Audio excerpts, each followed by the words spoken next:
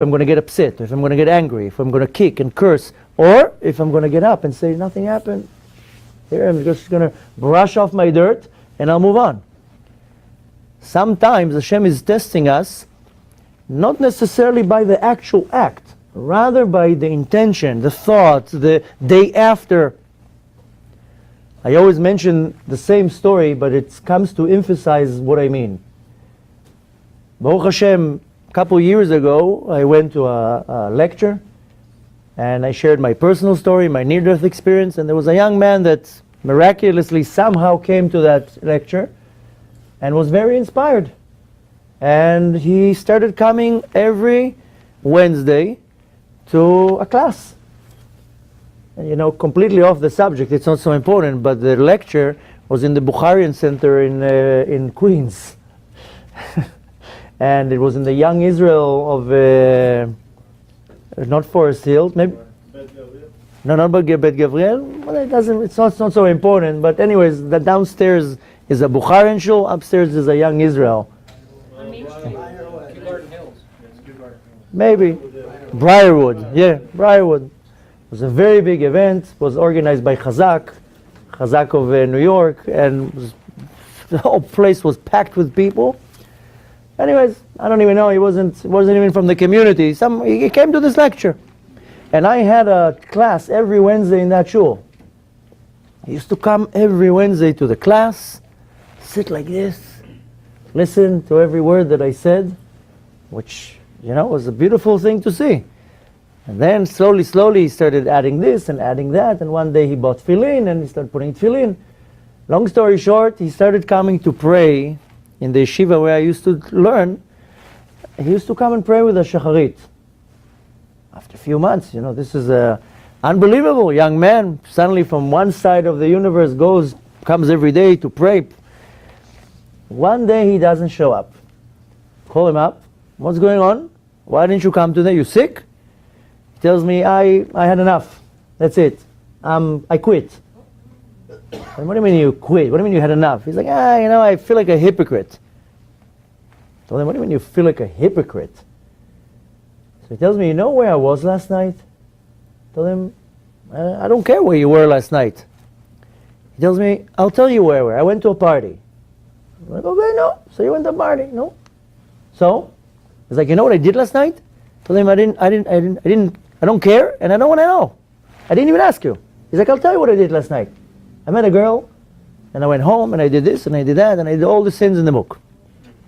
And you think I have the chutzpah to come in the morning, to show my face in the shul, and to put a talis on, and to put tefillin on, and to pray like as if nothing happened? I feel like a hypocrite. So I told him, I'm sorry to tell you, but you are probably suffering from a very rare disease of stupidity. Because what's the connection from what you did last night to this morning? So there's no connection between the two. And he's like, yeah, but you know, yesterday I did everything against what the Torah tells me to do, and now you want me to just wake up in the morning, nothing happened, show up in the shul? He said, yes. Because nobody exempt you from coming to shul. Well, you think you got a note from the heavenly court, you're exempt today, you're on vacation? I told him, you know how many positive mitzvot you didn't do today because you didn't come to shul? Let's count. If you would come to shul, you would put tefillin on, right? That's 2 positive mitzvot from the Torah. Positive means that it's not positive that to do, rather you have to do it. It's called mitzvat aseh. You have to put tefillin on. This is 2 mitzvot, for the head and for the hand. You would put talit on, that's mitzvat aseh from the Torah. You would say Kriyat Shema, that's a mitzvat aseh from the Torah. Besides that, in Kriyat Shema there are 10 mitzvot aseh. You would pray, that's mitzvat aseh from the Torah. You would put charity, another positive mitzvah from the Torah. You would probably learn some Torah, positive mitzvah from the Torah. Tell him, do you want me to go on? You know how many mitzvot aseh, how many positive mitzvot you did not do because you feel like a hypocrite? Who allows you? Who allowed you? Who exempt you from not coming to shul? And I told him, you know what's going to be a problem?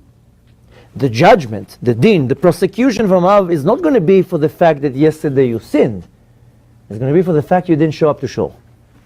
Hashem was testing you. He sent you that young girl to tempt you. He made it in such a way that you couldn't stand your desire. Only to see if you're going to wake up in the morning and say, I'm sorry. Okay, I made a mistake. I'm human. I'm going to go. I'll go to the mikveh. I'll do tshuva. Be'ezrat Hashem, Hashem will forgive me and I'll move on. But the fact that you decided upon yourself that you are a hypocrite and you are exempt now from mitzvot, that's going to be the judgment. They're going to completely ignore the fact what you did yesterday. They would have completely ignored it if you would wake up in the morning and say, I'm doing tshuva. Okay, I'm human. We're all human. And tzaddik asher yechye ba'aretz v'yaseh tov v'lo yichta. There's no such a thing that there's going to be even a tzaddik that's going to live and not make a sin. So I told him, if you would wake up in the morning and do tshuva, they would probably ignore what you did last night, the judgment. Or maybe the severity would be very small because they pushed the test on you. But the fact that you failed and you decided to stay at home, that's where the judgment is going to be. So we see on the first day of Rosh Hashanah, yeah, there is a judgment for my actions. But really the judgment is the intention of the action. Did I want to do it? Was I fighting not to do it? Was I excited to do it? Both positive or negative. Because I can now do a lot of positive things with zero intention. We have the body of the mitzvah and we have the soul of the mitzvah. I can come now and give charity to somebody, but I'm giving it just to get rid of him.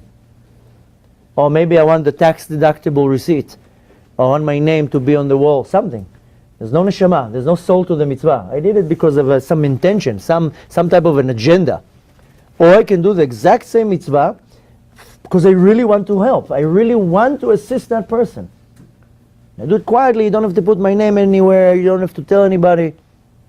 So even in a mitzvah, I can now show up to pray in a minyan every day, not because I want to pray, because I have peer pressure from the community, and if I'm not going to show, everyone's going to tell me, where were you? What, you didn't show up? It's a small community. It's not living in New York, you have 1,700 shuls, and you can say, oh, I went to that shul. I have one shul in the entire community, everybody knows if you were there or not. So you're embarrassed, you're like, okay, this is embarrassing, I'm just going to go. So this is really what Hashem is looking at. Hashem can read through us. He knows our kavanah, our intention. He knows the excitement that went into the mitzvah, or chas v'shalom to the avera. Hashem knows everything. We can't lie to Hashem at the end of the day.